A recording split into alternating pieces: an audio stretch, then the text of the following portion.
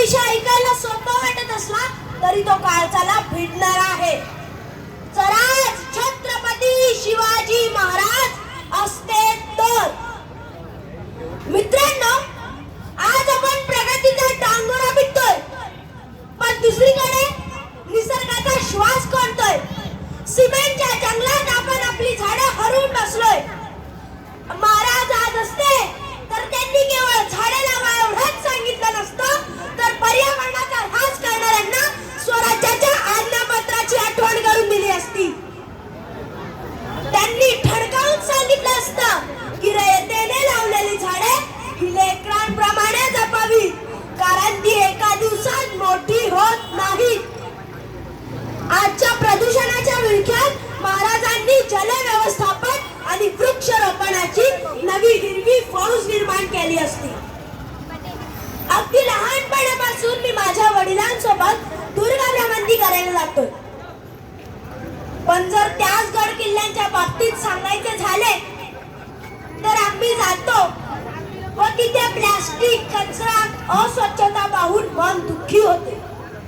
भरलेली पाण्याची बाटली जेव्हा रिकामी होते तेव्हा ती लोकांना इतकी जड का होते त्याचं गणितच कळत नाही.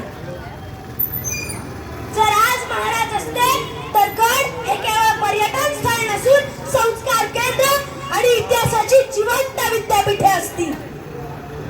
त्यांनी गडाच्या प्रत्येक दगडाला सन्मानाने सजवले असते आणि ढासळणारे बुरुज आज अभिमानाने आकाशाला भिडले असते.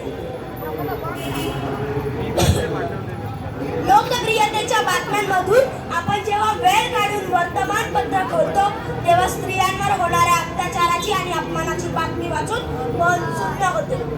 कळपायाची आग मस्तकात जाते, पण ती काही दिवसांपुरतीच. त्यानंतर काही दिवसांनी आपण मेणबत्त्या घेऊन रस्त्यावर फिरतो. पण आज महाराज असते तर गुन्हेगारांच्या मनात कायद्याचा धाक निर्माण झाला असता. कल्याणच्या सुभेदाराच्या सुनेचा आदर करणाऱ्या राजाच्या राज्यात कोणत्याही माऊलीकडे वाकड्या नजरेने पाहणाऱ्याचे हात पाय शाबूत राहिले नसते. त्यांनी महिलांना स्वसंरक्षणाचे धडे देऊन आजच्या युगातील रणरागिणी बनवले असते. महाराजांनी त्या काळी आरमाराची उभारणी केली. जर आज ते असते तर त्यांनी सायबर सुरक्षा आणि अवकाश तंत्रज्ञानात भारताला जगात प्रथम स्थानी नेले असते. फक्त पदव्या देणारे शिक्षण नव्हे तर कौशल्य देणारे शिक्षण त्यांनी सक्तीचं केलं असतं. 18 पगड जातींना एकत्र घेऊन स्वराज्य निर्माण करणाऱ्या या राजाने आजच्या राजकारण्यांना दाखवून दिलं असतं की माणुसकी हीच सगळ्यात मोठी जात आहे. महाराष्ट्राचे आराध्य दैवत हिंदवी स्वराज्याचे संस्थापक श्री छत्रपती शिवाजी महाराज यांच्यासारखा राजा या युगात होणे नाही. त्याचे कार्य, व्यक्तिमत्व शब्दांत मांडणे कठीणच, तरीही हा छोटासा प्रयत्न. शेवटी एवढ्याच सांगेन, महाराज आज शरीराने आपल्यात नाही, पण त्यांचा विचार आजही आपल्या रक्तात आहे.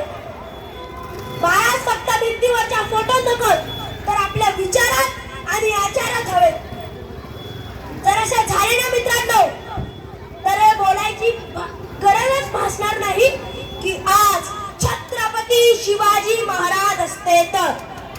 जय भवानी, जय शिवराय, जय भवानी, जय शिवराय. धन्यवाद.